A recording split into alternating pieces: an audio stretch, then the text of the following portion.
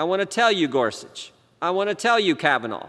You've released the whirlwind, and you will pay the price. You won't know what hit you if you go forward with these decisions. Are you seeing this right now? Jim Jordan has finally come out and said what many people were already thinking on the House floor. And honestly, this moment felt inevitable.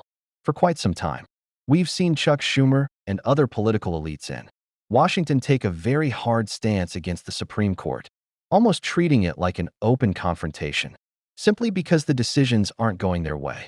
It almost gives the impression that if they can't influence the court, then they're willing to challenge the entire system itself. Jordan is highlighting something very important here. There seems to be a strong focus on Justice Thomas specifically, while everyday citizens are mostly worried about basic issues like affording groceries.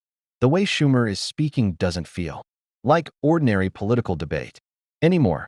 It's starting to sound more intense and potentially alarming. We're about to go through the full clip, and I want you to pay attention to how Jordan explains what he sees as a coordinated distraction strategy. Let's jump in. I yield myself as much time as I may consume, Mr. Speaker. Without objection. Thank you, Mr. Speaker.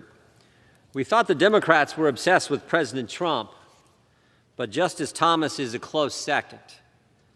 This bill is simply the latest installment of the Democrats' campaign to delegitimize and attempt to intimidate the United States Supreme Court.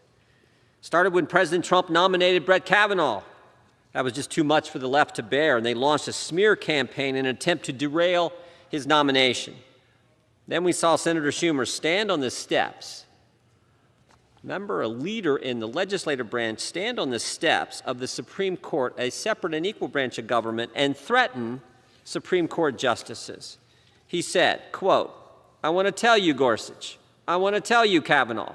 You've released the whirlwind, and you will pay the price. You won't know what hit you if you go forward with these decisions. Just last month, a crazed individual attempted to assassinate Justice Kavanaugh in his home. An assassination attempt on a sitting justice of the United States Supreme Court. For months, Democrats on the Judiciary Committee have pursued this narrative that the Supreme Court is somehow illegitimate. Members of the committee, including the chairman, have introduced a bill to pack the court, to add 4 associate justices to our highest court. The committee has held hearings that can only be interpreted as an attempt to lay the groundwork for an effort to impeach Justice Thomas. And today, the Democrats bring forward a bill that is completely unnecessary. Why are the Democrats going down this path? Because, frankly, they have nothing else. We're debating this bill today because it is July of an election year, and inflation is at a level not seen in 40 years. Highest inflation rate in 41 years. The price of gas, the price of food, the price of daily necessities have skyrocketed. We are debating this bill today because illegal immigration is at unprecedented levels. Last month, Customs and Border Patrol reported that we have already surpassed the prior year's total for encounters at our southern border. And we still got 3 months left in the fiscal year. We're debating this bill today because they can't talk about the fact that our country is gripped by an epidemic of violent crime in every major urban area in this country. Every day, Americans are being assaulted, robbed, and murdered in our cities.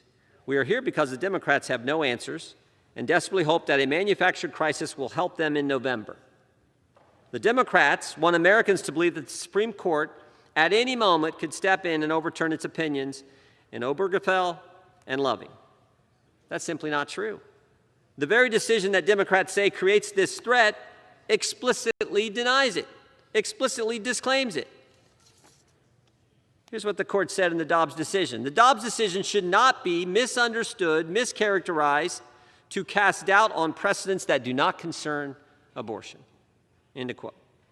The court condemned the idea that the Dobbs decision would lead to an overturning of other cases, stating, quote, perhaps this is designed to stoke unfounded fear in our decision that our decision will imperil other rights, close quote. It is this unfounded fear that brings us here today. We are here for a charade. We are here for political messaging. Democrats can't run on their disastrous record. They can't run on any accomplishments less than 4 months before an election, and all Democrats can do is stoke unfounded fears, and so that is why we are here with this bill. I hope we can defeat it. I hope it doesn't pass. I think, as I said, is unnecessary and wrong. And Mr. Speaker, we reserve the balance of our. Jordan really made a strong point here. Did you notice the moment he talked about Schumer speaking from the steps of the Supreme Court? Let's be honest, when a Senate Majority Leader tells sitting Supreme Court justices that they'll pay the price and won't even see what's coming, that stops being normal political debate. It starts sounding like a warning or threat. And then there are the consequences of this kind of language. Jordan even refers to the attempt on Justice Kavanaugh's life. It raises a serious point when the court is constantly attacked and delegitimized through aggressive rhetoric. It shouldn't be surprising if things eventually escalate in the real world. But the key message Jordan is pushing is something else entirely, something his critics don't really want to focus on. While all the attention is being placed on things like restructuring the court or going after Justice Thomas, there are much bigger issues affecting people day to day. Inflation has reached levels we haven't seen in decades.